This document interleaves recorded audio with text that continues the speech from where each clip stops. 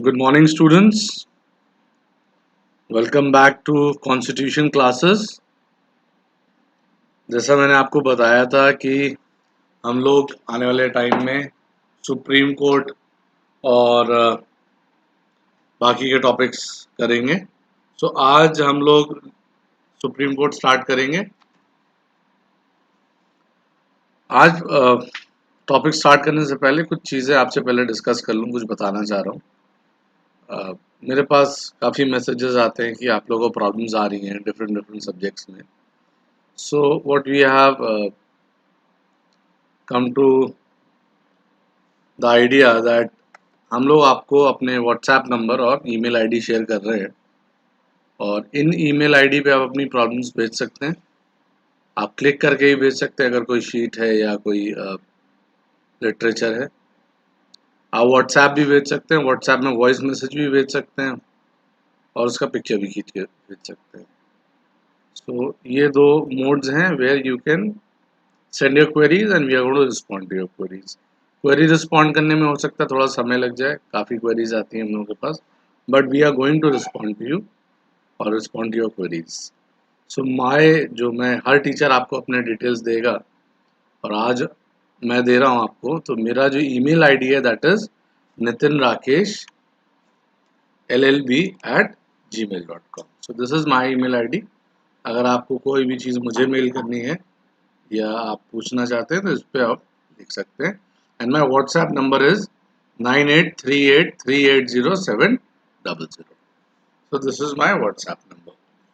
Now as we all know that paper तो 24 मई को है क्लैट का, बट जितना जो न्यूज़ आ रहा है पता लग रहा है लॉकडाउन एक्सटेंड होगा, तो हो सकता है पेपर का भी डेट आगे एक्सटेंड हो जाए, बट अभी कंफर्म नहीं है। बट ऐसा मतलब प्रैक्टिकली और रियलिटी में लग रहा है कि ऐसा हो जाएगा। आई होप जो लास्ट लेक्चर मैंने लिया था डीपीएसपी आप लोगों ने किया होगा और उसको अच्छे से पढ़ लिया होगा। उसका जो शीट था, पीडीएफ शीट था, वही मैंने आपको आपके एलएमएस पे अपलोड हो गया था स्टडी मटेरियल सेक्शन में। सो आप अगर नहीं देखा है तो उसको देख भी लीजिएगा। Let's come to the today's topic, which is known as Supreme Court of India. Very important and very interesting topic, Supreme Court of India. We all know the apex court of India is known as Supreme Court, which is situated in Delhi. So Supreme Court से related है ये पूरा आज का class.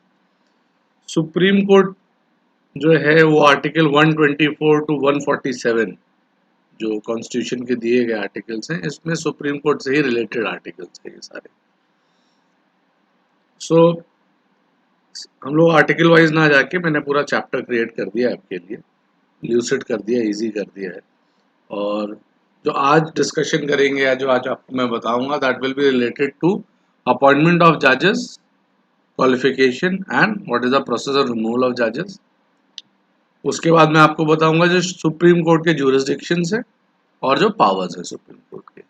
सो ये सारी चीज़ें जो अपॉइंटमेंट है, क्वालिफिकेशन है, रिमूवल है, ज्यूरिसडिक्शन है, पावर ऑफ सुप्रीम कोर्ट है, they are given between article 124 to 147। So ये आज का हम लोग चैप्टर स्टार्ट करेंगे। सो जो फर्स्ट थिंग वी आज टेकअप करेंगे that is known as appointment of जजेस of supreme Court. Now Supreme court में दो तरीके के जजेस होते हैं। एक होता है चीफ जस्टिस ऑफ इंडिया, जो ऑब्वियसली एक ही होता है, चीफ जस्टिस ऑफ इंडिया। और जो बाकी के जजेस होते हैं अदर सुप्रीम कोर्ट जजेस होते हैं। शरद बोबडे जी, अरविंद शरद बोबडे जी हमारे इस टाइम जो है चीफ जस्टिस ऑफ इंडिया हैं। सो कैसे ये लोग अपॉइंट होते हैं पहले इसको डिस्कस कर लें, फिर मैं आपको इनके डिटेल्स दूंगा। So as per constitution it says the chief justice shall be appointed by the president with consultation of judges of Supreme Court and High Courts which he deems necessary for the purpose. So जो chief justice है India का, उसको कौन appoint कर रहा है? President appoint कर रहा है। किसके कंसल्टेशन से अपॉइंट कर रहा है? जजेस of supreme Court and high court. तो जो प्रेसिडेंट ऑफ इंडिया है ये अपॉइंट करता है जजेस ऑफ सुप्रीम कोर्ट को, हाई कोर्ट के जजेस को भी प्रेसिडेंट ऑफ इंडिया ही अपॉइंट करता है। अच्छा, सो ये बात क्लियर होगी, चीफ जस्टिस को कौन अपॉइंट कर रहा है? प्रेसिडेंट अपॉइंट कर रहा है। अपॉइंट करने से पहले कंसल्ट करता है जजेस ऑफ सुप्रीम कोर्ट और हाई कोर्ट। कौन से जजेस? Which he deems necessary for the purpose. तो चीफ जस्टिस को जो अपॉइंट करता है, जो चीफ जस्टिस को अपॉइंट करता है आपका प्रेसिडेंट, ये कंसल्टेशन के साथ करता है जजेस of supreme Court and high court. कितने सुप्रीम कोर्ट के जज से कंसल्ट करेगा या कितने हाई कोर्ट के जज से? 22 हाई कोर्ट्स हैं, कितने हाई कोर्ट्स के जज से आपके कंसल्ट करेगा? ये प्रेसिडेंट के डिस्क्रिप्शन के ऊपर है, which he deems necessary for the purpose.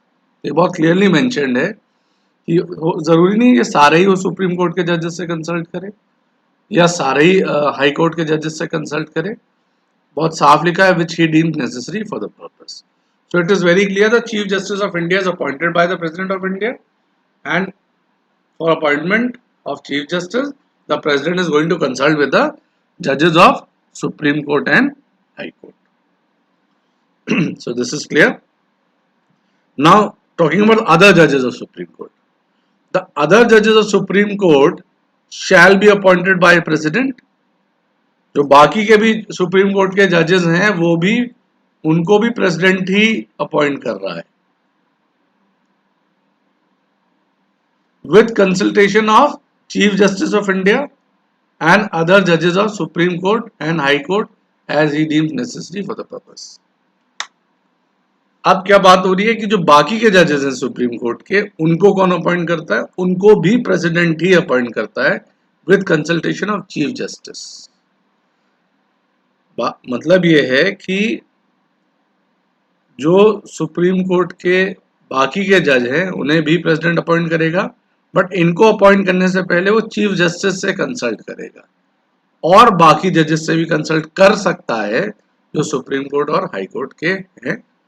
कितने से करेगा? As he deems necessary for the purpose. But high जो चीफ जस्टिस ऑफ इंडिया है उनसे कंसल्ट करेगा ही करेगा। जो बाकी जजेस को जो अपॉइंट करने के लिए वो किससे कंसल्ट करेगा? चीफ जस्टिस ऑफ इंडिया से कंसल्ट करेगा, और ये करना मैंडेटरी है, वो करेगा ही करेगा, और बाकी जजेस से भी कर सकता है as he deems necessary for the purpose. ना आप लोग सुनते आ रहे होंगे, न्यूज़पेपर्स में भी पढ़ते हैं, कई बार कंट्रोवर्सीज भी होती है, केसेस भी हो चुके हैं, 4 केसेस इससे रिलेटेड रिगार्डिंग अपॉइंटमेंट ऑफ जजेस से। एक वर्ड आता है कलोजियम सिस्टम, कि हमारे जो जजेस अपॉइंट होते हैं और जो हमारे जजेस अपॉइंट होते हैं या ट्रांसफर्स होते हैं हाई कोर्ट के या सुप्रीम कोर्ट के, वो जो है कलोजियम सिस्टम से होते हैं। तो ये कलोजियम सिस्टम क्या है इसको भी समझ लेते हैं।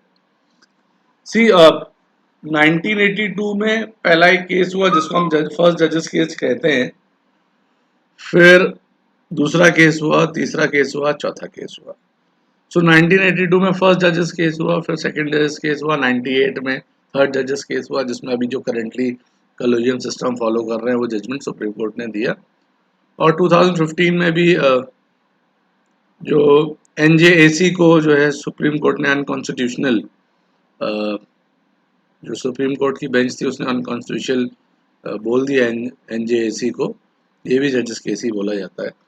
तो हुआ क्या, मैं आता हूँ आपको उसका पॉइंट बताता हूँ कि 1982 में जो फर्स्ट जजेस केस था उसमें ये जो कंसल्टेशन ऑफ विद जजेस ऑफ सुप्रीम कोर्ट जो वर्ड आ रहा है या आ रहा है, द जैसे मैं अगर रीड आउट करूँ कि द अदर जजेस of supreme court shell be appointed by the president with consultation of chief justice of India.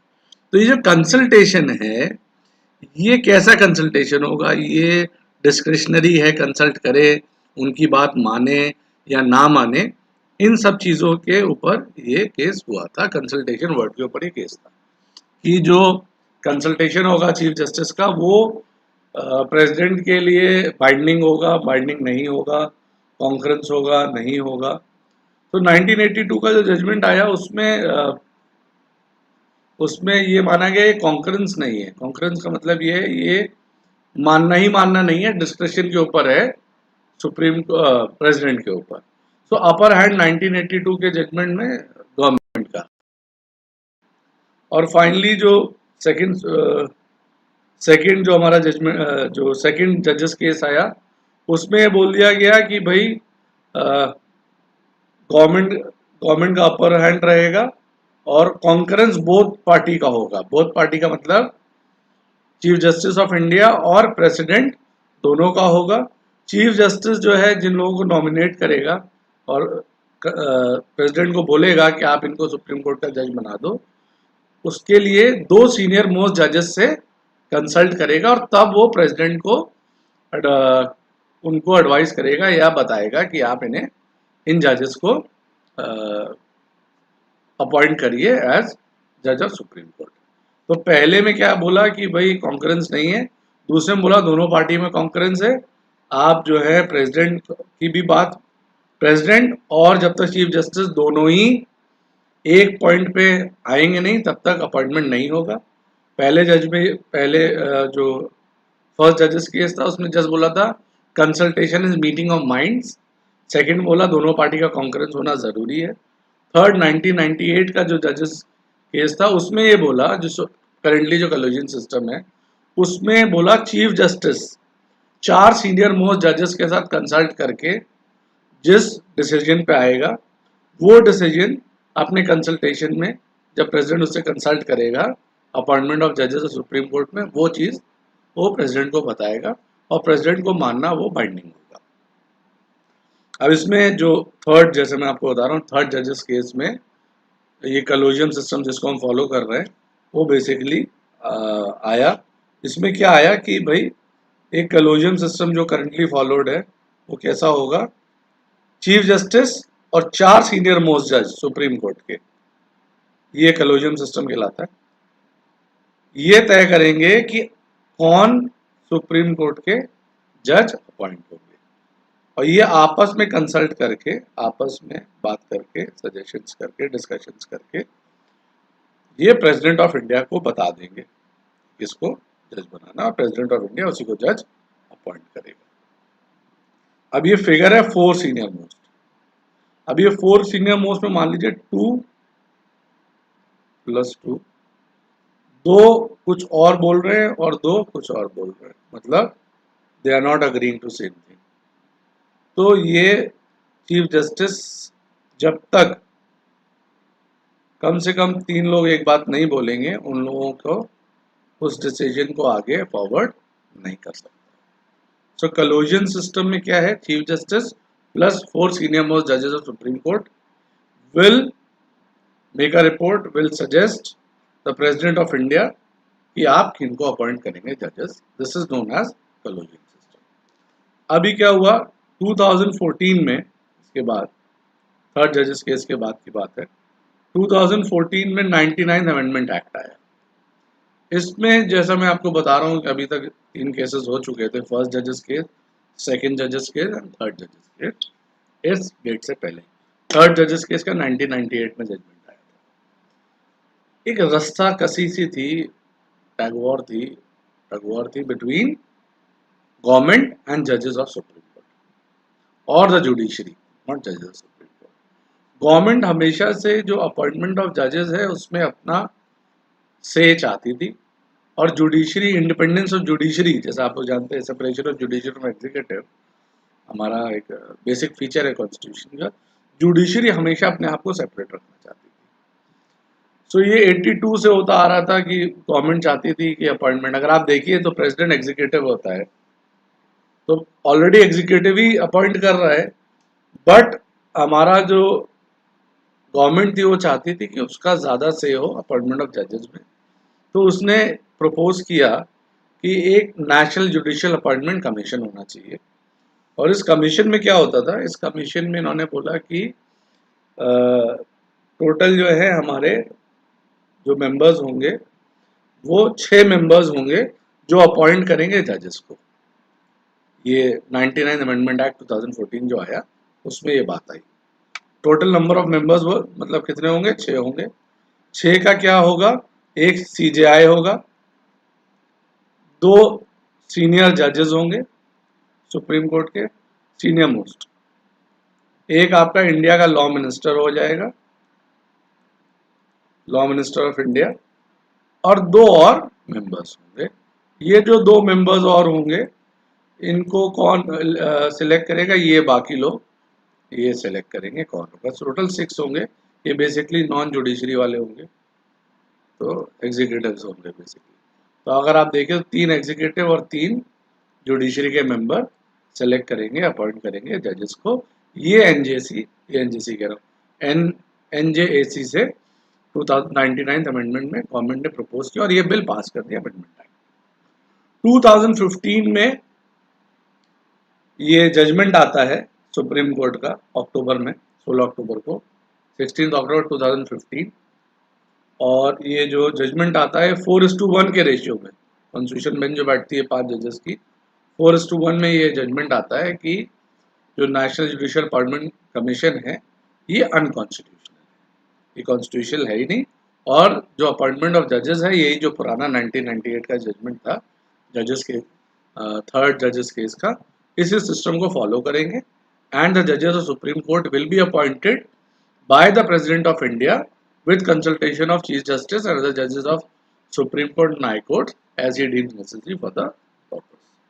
और ये कॉलेजियम सिस्टम जैसा मैंने आपको बताया था, chief Justice plus 4 senior most जजेस ये तय करते हैं कौन से जजेस सुप्रीम कोर्ट में अपॉइंट होंगे और प्रेसिडेंट को बता देते हैं, और it is a binding on president, he appoint the जजेस। सो this is the appointment process of जजेस of supreme court. Let's go for a revision. The Chief Justice है that will be appointed by President with consultation of judges of Supreme Court and High Court, which he deems necessary for the purpose। Means President appoint करता है first thing, और जब वो appoint करता है तो वो कंसल्ट करता है पहले किससे, जजेस of supreme Court and high court के जजेस से वो कंसल्ट करेगा। कितने जजेस से कंसल्ट करेगा, that depends on the president of India which he deems necessary for the purpose. When he is going to appoint the other जजेस of supreme Court, he is supposed to consult with the chief Justice. Chief Justice से consult करना mandatory है। इस पे case laws मैंने बताया आपको कितने केसेस हो चुके हैं, बिल्कुल क्लियर है बात। और बाकी जजेस से भी कंसल्ट कर सकता है as he deems necessary for the purpose. Collegium system क्या होता है, Chief justice of India plus 4 senior most जजेस ये तय करते हैं कौन से जजेस अपॉइंट होंगे आपके सुप्रीम कोर्ट में, और ये अपना ये बात प्रेसिडेंट को बता देते हैं। नेशनल जुडिशियल अपॉइंटमेंट कमीशन आया था 99 अमेंडमेंट एक्ट 2014 से, जिसको 2015 16 अक्टूबर को 4:1 के रेशियो में जो रिजल्ट बेंच बैठी थी constitution, they made it unconstitutional. So this is a process of appointment of judges of Supreme Court. Let's move ahead. Coming to the qualification, जो जजेस होते हैं इनका क्या बेसिक क्वालिफिकेशन होना चाहिए ये हम देखेंगे। तो first thing it is set, जो बड़ा कॉमन है, must be a citizen of India.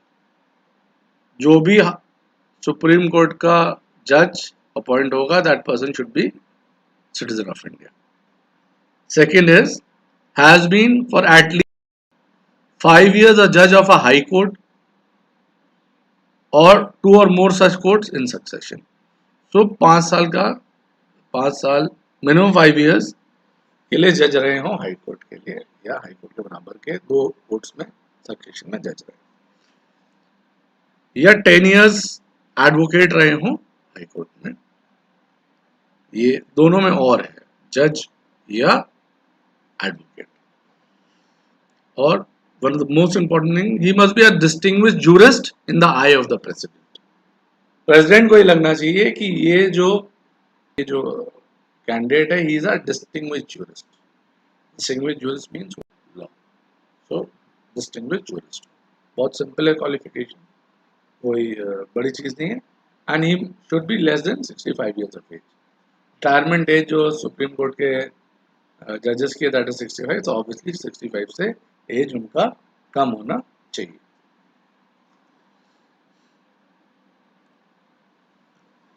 Office का वैकेंट होता है, मतलब कि जो सुप्रीम कोर्ट के जज हैं ये कब रिटायर होते हैं, इनका ऑफिस कब वैकेंट होता है। So when they attain the age of 65, as I told you the retirement age is 65। When a जज रिजाइंस, वो रिजाइन कर देते हैं वेरियस रीजन से, डेथ और बाय रिमूवल. सो रिमूवल का भी एक प्रोसेस है. जज को रिमूव भी कर सकता है Parliament. So attaining the age of 65 very simple. 65 years age हो गई, रिटायर हो जाएंगे. रिजाइन कर सकते हैं. If they do not feel like to serve as a जज of supreme Court, they can resign. और डेथ के बाद ऑब्वियसली वेकेंट हो जाएगा. And removal, Parliament can remove the जज of supreme court. So what is the process of removal? Let's see that now. It is not at all easy to remove any जज. किसी जज को अपनी post remove करना बिल्कुल easy नहीं है. दो he is appointed by the president, but he is not serving during the pleasure of the president.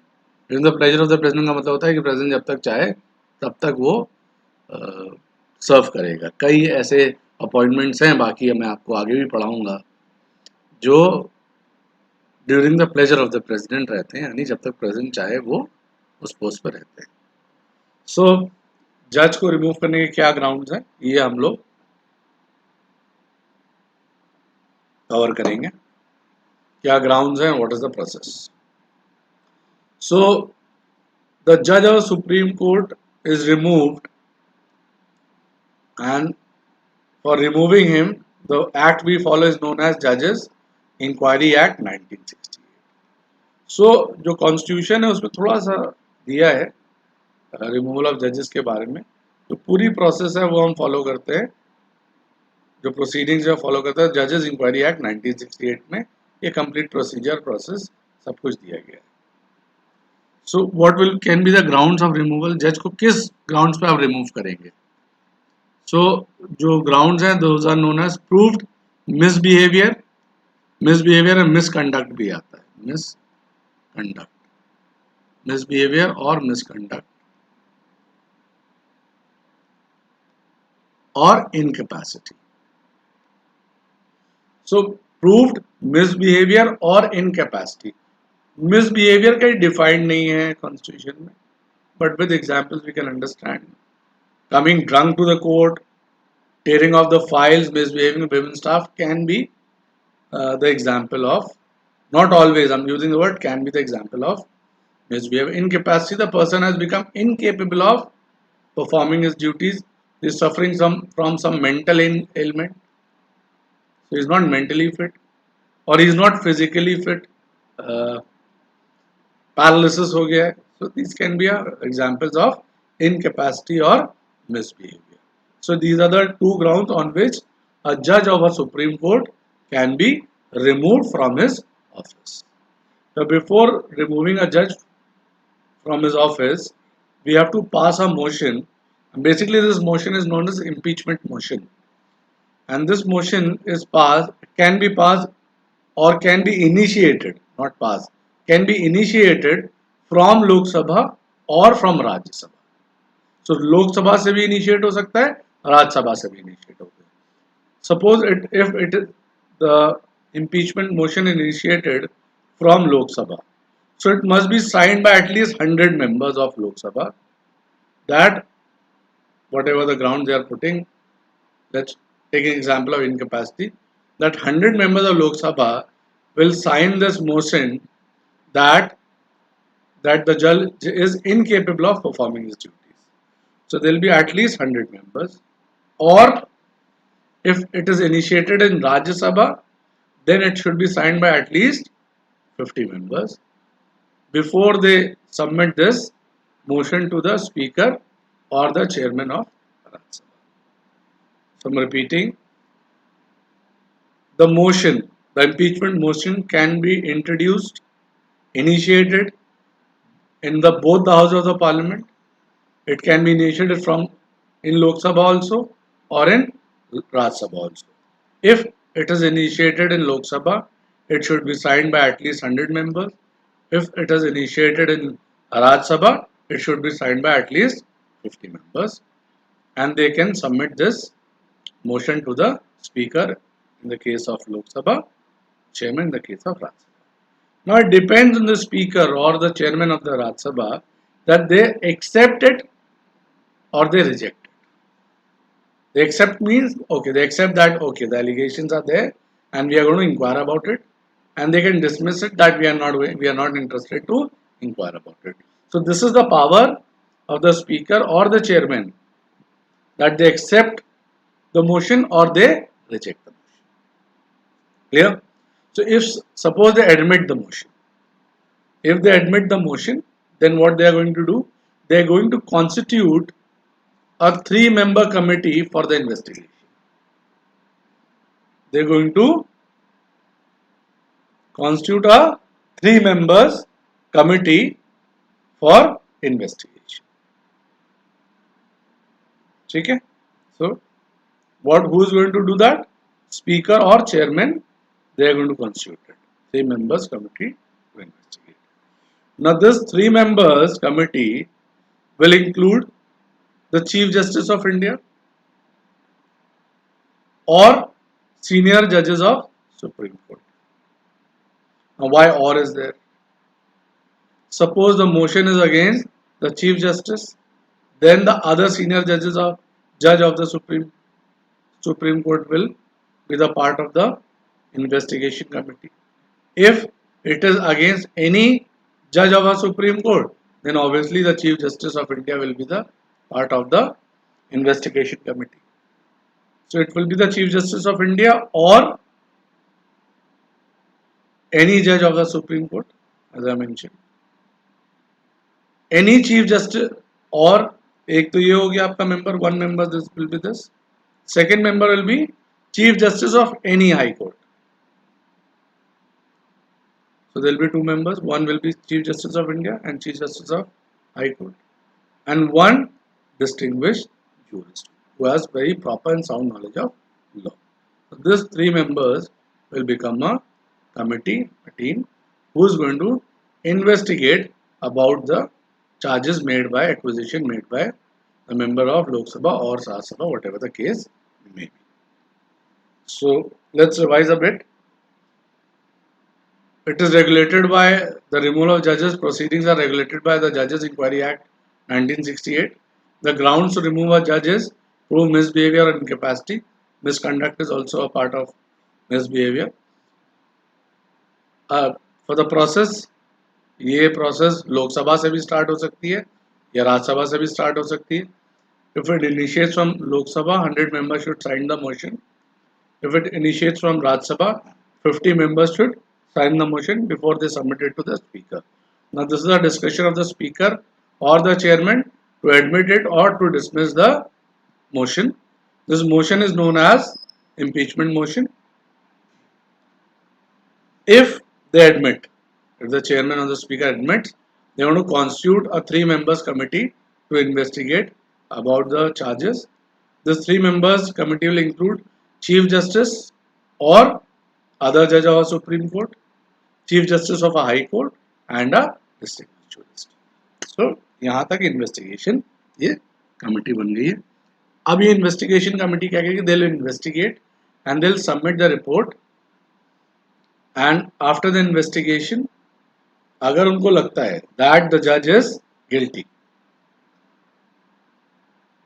of misbehavior or he is incapable of performing his duties, whatever the accusation was, as per the investigation, they have to submit this report to the parliament, and both the houses will pass a motion of impeachment. जब ये report आ जाएगी investigation, तो दोनों houses में, लोकसभा में अलग और राज्यसभा में अलग, ये impeachment motion पास होगा by special majority for the removal of judge. Now what is special majority? Special majority means 2/3 majority. Now for removing a judge, जो हमारा special majority है, ये क्या होना चाहिए? Special majority should have at least 50% of the members, total members, 50% total members, or 2/3 members present on that day. समझिएगा बात? सारे members present नहीं रहते हैं, तो उस दिन जितने members present थे उसमें से 2/3 मेंबर्स जब वोट करेंगे फॉर रिमूवल ऑफ द जज, तब ये जाके पास होगा सर स्पेशल मेजोरिटी वाले। ठीक, और स्पेशल मेजोरिटी हम इसे भी कहते हैं कि जितना टोटल मेंबरशिप है उसके 50% होनी चाहिए जो। तो आप खैर ये मान के चलिए 2/3 मेंबर प्रेजेंट एंड वोटिंग। जब राज्यसभा और लोकसभा में पास कर देंगे इसको, तो फाइनली ये ऑर्डर प्रेसिडेंट के, ये मोशन प्रेसिडेंट के पास जाएगा और वो अपना असेंट दे देगा एंड जज will be removed, supreme court जज will be removed. So I am repeating it. Investigation जो कमिटी थी वो इन्वेस्टिगेट करती है और उसे लगता है कि जज was incapable of performing his duties. Report, ये मोशन रिपोर्ट जाती है आपके बोथ हाउस ऑफ पार्लियामेंट में। एक इम्पीचमेंट मोशन पास होगा दोनों में, जो 2/3 मेजोरिटी से, स्पेशल मेजोरिटी लिखा हुआ है, 2/3 मेजोरिटी प्रेजेंट एंड वोट करेंगी। लोकसभा में अलग और राज्यसभा में अलग पास होगा। फिर ये प्रेसिडेंट के पास जाएगा। When the president gives his assent, the जज of the Supreme Court will B.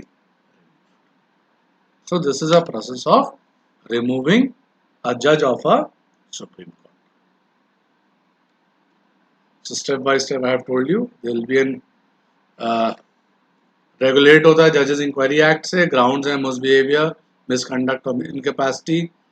Remove करेंगे अगर लोकसभा से इनिशिएट हो रहा है रिमूवल मोशन, तो आप 100 मेंबर्स वहाँ के साइन करेंगे। राज्यसभा से हो रहा है 50 members will sign. It is on the discretion of the speaker or the chairman to admit it or to reject it. If they admit, they have to constitute a 3 members committee which consists of Chief Justice of India, Chief Justice of High Court and a distinguished jurist. This will be the committee. Committee का report जो है वो दोनों लोकसभा और राज्यसभा में special majority से पास होगा। Finally president ascent देगा एंड द जज will be removed. So this is how a judge of Supreme Court is removed. Now moving ahead, coming to important jurisdictions and powers of Supreme Court. Supreme Court का wide powers हैं and they have different kinds of jurisdiction. So now we are going to study the important powers of Supreme Court of India. So what does jurisdiction mean? The word jurisdiction is there. I think I have also mentioned in our last class also, but I'll repeat. Jurisdiction means power to trial. Power to trial. Trial means कौन सा case आप अपने court में चला सकते हैं, इसको बोलते हैं jurisdiction. फॉर एग्जाम्पल बहुत अलग अलग तरीके के jurisdictions होते हैं। पुलिस का jurisdiction होता है geographical jurisdiction, अपने एरिया में कितना एरिया उस पुलिस स्टेशन में आता है। So that is an example of jurisdiction, geographical jurisdiction. Same है कौन से केसेस सुप्रीम कोर्ट के में चलेंगे, this is will be the jurisdiction, कितने तरीके की jurisdiction we are going to study that. So how many kinds of jurisdiction we want to study? One is original jurisdiction, one is writ jurisdiction, appellate, advisory. Then we are going to study about court of record and other important powers of Supreme Court. So coming to the first, original jurisdiction. Now as we know India is a federal country. All the federal cases will fall under the original jurisdiction. And in this original jurisdiction, this is an exclusive original jurisdiction. मतलब क्या मैं बताता हूँ। Original jurisdiction में 3 तरीके के cases आएंगे। Supreme court का जो ओरिजिनल jurisdiction है, एक तो ये एक्सक्लूसिव है, जैसे मैं बता रहा हूँ आपको, एक्सक्लूसिव है, सॉरी एक्सक्लूसिव। तो एक्सक्लूसिव का मतलब होता है कि और किसी के पास ये jurisdiction नहीं है, एक्सक्लूसिव jurisdiction। 3 तरीके के केसेस में किसी के पास ये और किसी भी कोर्ट के पास इंडिया में jurisdiction नहीं है। कौन से केसेस हैं? First, setting between government of India and one और मोर स्टेट्स। तो इसका एग्जांपल मैं ऊपर लिख दे रहा हूँ। Suppose there is a case between central government, union of India versus state of UP. So government of India मतलब सेंट्रल गवर्नमेंट और उत्तर प्रदेश की जो गवर्नमेंट है इसके बिटवीन एक केस हो रहा है, they have a dispute, so that will fall under the original jurisdiction of supreme court, जो ए पॉइंट में बता रहे हैं। Second is saying between the government of India and any state और state on one side and one और more state on the other hand. तो अब second में क्या कह रहा है, it is saying I will tell you about example that central government जो है Union of India and one और more states and state of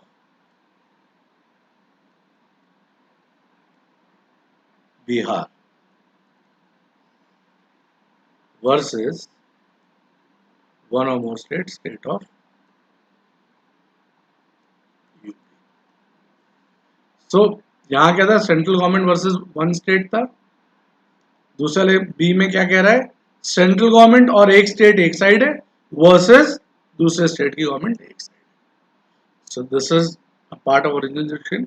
and in third example it is stating that between two or more states. So another, the example for this will be state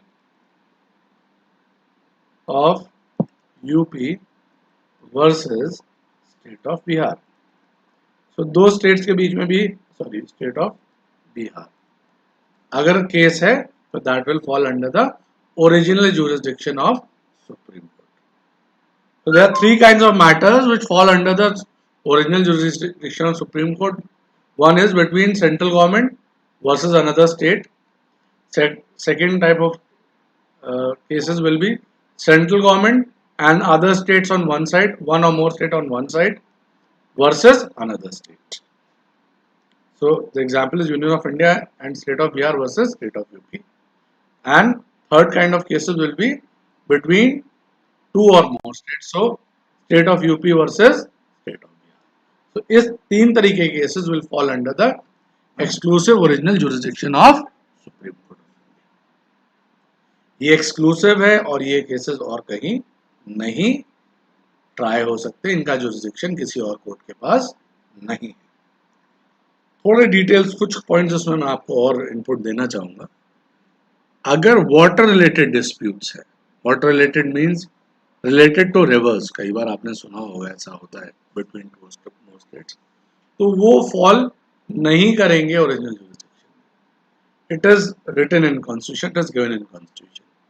और अगर कोई पहले agreement है between two और more states और between central government और any state, कोई treaty है या अग्रीमेंट है कि हम अगर कोई डिस्प्यूट आती है हमारे अग्रीमेंट्स में तो हम ओरिजिनल जुरिसडिक्शन या सुप्रीम कोर्ट नहीं जाएंगे, तब भी वो हर एक केसेस भी ओरिजिनल जुरिसडिक्शन में फॉल नहीं करेंगे। कोई सनद है, ट्रीटी है, अग्रीमेंट है, ये सारे केसेस ओरिजिनल जुरिसडिक्शन में या सुप्रीम कोर्ट में नहीं जाएंगे और वाटर रिलेटेड से भी डिस्प्यूट वाले केसेस नहीं जाएंगे। ठीक है, so it is a very clear thing, this is given in constitution of India. So I am just revising original jurisdiction, three types of cases between government of India versus state, between government of India and one state one side versus one or more state another side, between two states UP versus Bihar, ये तीनों तरीके के cases original jurisdiction में fall करते हैं। Water, river water related dispute जो है original jurisdiction में फॉल नहीं करेंगे। And if there is any treaty, agreement और सनद साइन बिटवीन स्टेट्स और स्टेट गवर्नमेंट्स और बिटवीन सेंट्रल गवर्नमेंट और स्टेट गवर्नमेंट, वो भी ओरिजिनल जुरिसडिक्शन में मैटर डिस्प्यूट नहीं जाएगा। ठीक है, so this is very clear. I hope आपको ओरिजिनल जुरिसडिक्शन क्लियर हुआ है इसमें। Moving ahead to writ jurisdiction, if you have done my class of where I covered Article 32 constitutional remedies, in that I told you about writ jurisdiction, and this writ jurisdiction and which is given under Article 32 is basically given for enforcement of fundamental rights. writ jurisdiction आपके high court के पास भी है। High court का पास जो है 226 में जो writ jurisdiction है वो सुप्रीम कोर्ट से ज़्यादा वाइड है। रिट जुरिसडिक्शन सुप्रीम कोर्ट में आर्टिकल 32 में ठीक है। और जो हाई कोर्ट का है वो ज़्यादा वाइड है। क्यों वाइड है, उसका भी रीज़न है। Normally supreme Court is a bigger, it is a apex court, but high court में जो जुरिस्डिक्शन है वो फंडामेंटल राइट्स के अलावा भी रेट यूज कर सकता है, अदर देन एफआर भी यूज कर सकता है। बट जो सुप्रीम कोर्ट का फंडामेंटल राइट्स है, writ jurisdiction under article 32, that is only for the enforcement of fundamental rights. So ये भी एक जुरिस्डिक्शन है, एक जुरिस्डिक्शंस में आते हैं writ jurisdiction. So as I told you there are 5 writs under Article 32. With the usage of those writs, the fundamental rights are enforced if they are violated, और remedy मिलती है आपको। Habeas corpus, if you remember my class, I told you, it means you may have the body. किसी detained person को अगर court में produce करना होता है, so ये habeas corpus writ हम कोर्ट इशू करता है।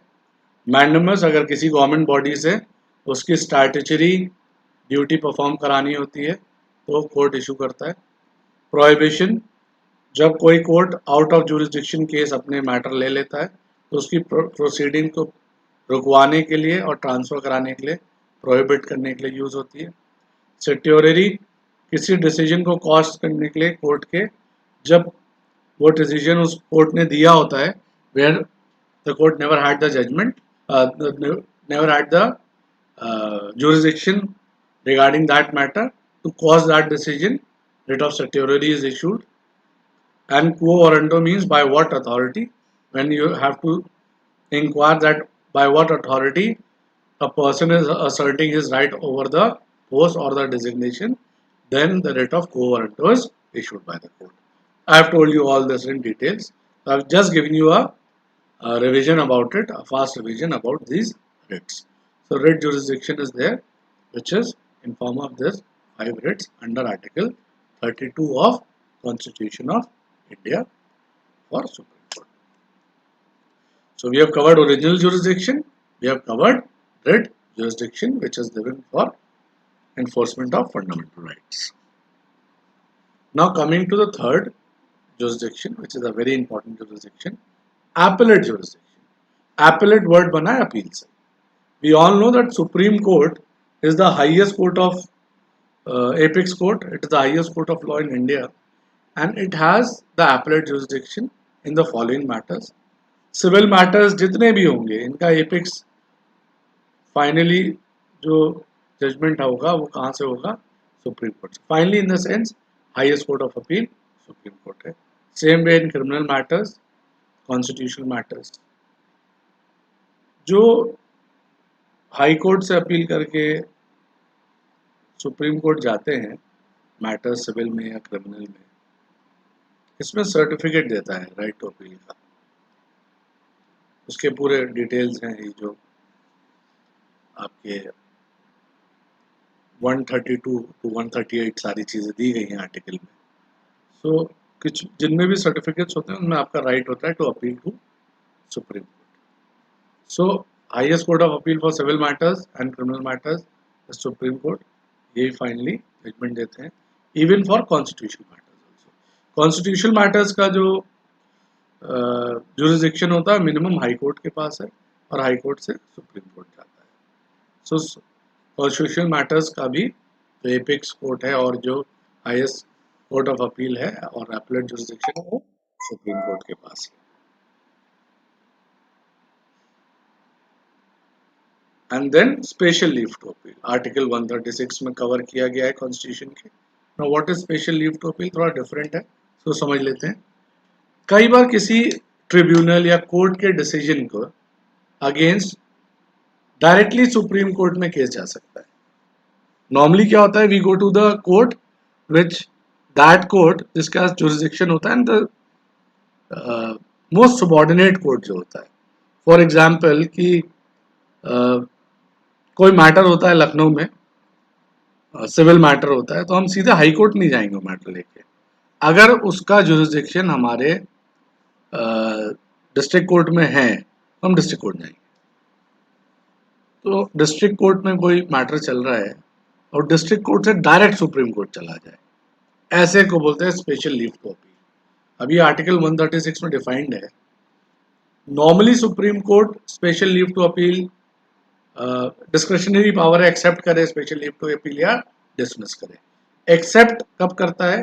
जब उसको लगता है कि जजमेंट इन्फ्लुएंस हो सकता है, या वो कोर्ट उस मैटर को, या मैटर ऐसा है जो सुप्रीम कोर्ट को अपने पास ले लेना चाहिए, इतना इंपॉर्टेंट मैटर है, या जजमेंट प्रोसेस या जजमेंट इन्फ्लुएंस हो सकता है। कोई party, one party is very strong, the other party is very weak. इन सब एग्जाम्पल, इन सब इंसिडेंट्स पे Supreme court special leave to appeal देता है, and the matter is directly transferred to supreme Court, and then Supreme Court start the proceeding of that matter. So this is known as special leave to appeal. मतलब directly एक court या tribunal से matter supreme court चला जा रहा है। ये बहुत ही डिस्क्रिशनरी करता है सुप्रीम कोर्ट, सारे ही मैटर्स में नहीं करता है। अगर स्पेशल लीव टू अपील उसके पास आ रही है तो सारे ही मैटर्स को अपने पास नहीं बुलाता है। जिनको एडमिट करता है, जिन्हें उन्हें लगता है कि हाँ it is really needed in this particular case, कई केसेस को डिसमिस कर देता है, और केसेस जैसे नॉर्मल प्रोसेस में नॉर्मल जुरिसडिक्शन जिस कोर्ट के पास होता है वहाँ पे वो adjudicate होते हैं। So 4 matters the Supreme Court has appellate jurisdiction, 4 kinds of matters: civil, criminal, constitutional cases and special leave to appeal. Do you understand what is the basic difference between civil cases or criminal cases? What is the basic difference? Okay, in law it is philosophically you say it is uh, civil wrong is wrong against individuals, and criminal wrong is a wrong against the society or the state. मतलब civil wrong जो wrong है against individual या group of individuals होता है, और जो criminal wrong होता है वो अगेंस्ट द सोसाइटी और द स्टेट होता है। तो ये एक बेसिक फिलोसफिकल डिफरेंस है। आगे जब हम लोग कॉन्ट्रैक्ट या टॉर्ट्स या आईपीसी पढ़ेंगे तो मैं आपको डिटेल्स में बताऊंगा। Now moving ahead to the next jurisdiction, which is known as advisory jurisdiction of Supreme Court. So sometimes the President of India, he requires legal advice, and when he requires a legal advice, when there is a matter of fact or a question of law in front of him, कोई ऐसा fact है जहाँ पे उसको legal advice का जरूरत है, या कोई लीगल पॉइंट है जब उसको लीगल एडवाइस की जरूरत है, कोई नया लेजिस्लेशन, नया एक्ट आ रहा है वेयर ही रिक्वायर्स एडवाइस, और देयर इज एनी पॉइंट, कोई मर्सी पिटिशन आई है, कुछ भी है, तो वो ये एडवाइस सुप्रीम कोर्ट से ले सकता है। And this jurisdiction of supreme court which gives advice to the president of India is known as advisory jurisdiction of supreme court. The chief justice of India is a part of advice jurisdiction of supreme court. जो advice supreme court president को देता है, that is not binding on the president. That means that is on the discretion of the president whether to take that advice or not to take that advice. ठीक है? तो ये president of India के ऊपर है कि वो उस एडवाइस को फॉलो करे या फॉलो ना करे, but he can seek advice from the advisory jurisdiction of supreme court. कब मांगता है? जब उसे कोई ओपिनियन चाहिए होती है या एडवाइस चाहिए होती है क्वेश्चन ऑफ फैक्ट या मैटर ऑफ फैक्ट के ऊपर या किसी लीगल फैक्ट के ऊपर। So he takes advice, and Chief Justice is a part of advisory jurisdiction of supreme Court. Now coming to a power which is known as court of record. Now Supreme Court is a court of record. Article 120. Now this says the Supreme Court shall be a court of record and shall have the power of such court, including the power to punish for contempt of itself. Well, it sounds very simple that the Supreme Court shall be a court of record. So ये basically दो part में divided है। एक है supreme Court is a court of record यहाँ तक, and second is shall have the power of such court including a power of contempt. तो दूसरा पार्ट ये है यहाँ से यहाँ। Let's understand first part first. the Supreme Court shall be a court of record. Now what is court of record? Now court of record covers 2 points. First, इसका जो judgement आता है कोर्ट ऑफ सुप्रीम कोर्ट का, that becomes a president for other courts. President means जो judgement supreme court अपने cases में देता है, that becomes a president means बाकी कोर्ट्स को उसको फॉलो करना है. सिमिलर केसेस जब आएंगे तो वो वैसा ही जजमेंट देंगे जैसा सुप्रीम कोर्ट ने उस केस में दिया था. सिमिलर केसेस में, again I am repeating, a precedent means that becomes a rule, and if same kinds of cases are there in other courts, they're going to follow the same judgment of the Supreme Court as a rule. So this is known as precedent. Second thing, जो भी evidence admit हो जाता है Supreme Court में, that cannot be questioned in any court, that cannot be questioned in any other court, any court. मतलब पहली चीज president मैंने बताई, that becomes a rule, the other courts has to follow in the same kinds of cases. And the second thing, if Supreme Court admits anything as in record, it has 100% evidentiary value and it cannot be questioned in any other court. Means, suppose I had a dispute over a property with my brother. We both were claiming a piece of land, we both had documents of that land.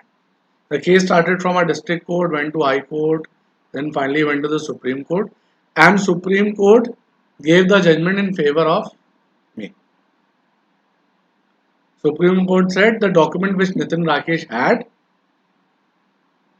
or have are the genuine documents and the land belongs to Nitin Rakesh. Now this thing has been admitted as in record to the Supreme Court. It has 100% evidentiary value. It cannot be questioned anywhere else. अब कोई ये नहीं पूछ सकता है कि तुम्हारे कागज सही है, गलत है, क्या है, हम नहीं खरीदेंगे, तुम नहीं बेच सकते. No. Now it has 100% evidentiary value. It has been admitted by the Supreme Court. It cannot be questioned anywhere else. So a court of record means two things. Its judgment becomes a rule for the courts. They have to follow the same rules in other cases, and anything admitted has evidentiary value. It cannot be questioned anywhere else. This is first part. The second part is saying, and shall have the powers of such court, including the power to punish for its contempt. So कह रहा है supreme court के पास ये भी power होगी, वो अपने contempt के लिए पनिश कर सकता है और दूसरे कोर्ट्स की कंटेम्प्ट के लिए भी पनिश कर सकता है. लोअर कोर्ट जो है उससे सबऑर्डिनेट जो है high courts and other courts, अगर उसकी बात भी नहीं मानोगे तब भी सुप्रीम कोर्ट पनिश कर सकता है कंटेम्प्ट के लिए. So first understand what is contempt of court. Contempt of court means willful disobedience of court. The word is willful. जानबूझ के. Willful disobedience of court is known as contempt of court. So if you do a willful disobedience, you do not follow the instructions, orders, judgments, decisions of Supreme Court, it has a power to punish you for not obeying his commands. So 6 महीने तक की सजा है, 2000 रुपए तक का fine है, ये सब contempt of court supreme court के पास पावर है. इसी को बोलते हैं कोर्ट ऑफ रिकॉर्ड. ठीक है.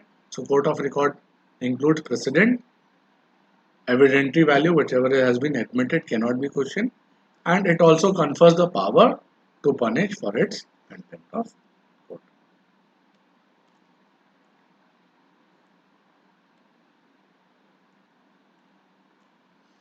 Now moving to other powers.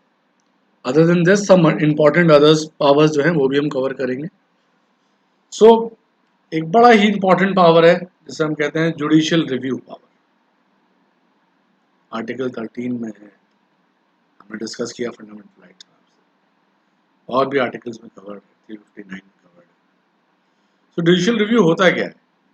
कोई भी लॉ जो पास होता है वो की कॉन्स्टिट्यूशनैलिटी चेक करना कि वो एज पर कॉन्स्टिट्यूशन है कॉन्स्टिट्यूशन को कॉन्ट्रडिक्ट तो नहीं कर रही है, इनकंसिस्टेंट तो नहीं है कॉन्स्टिट्यूशन के साथ, that is known as judicial review power. ये सुप्रीम कोर्ट के पास है। केशव नंदा भारती केस में हम लोगों ने डिस्कस किया था।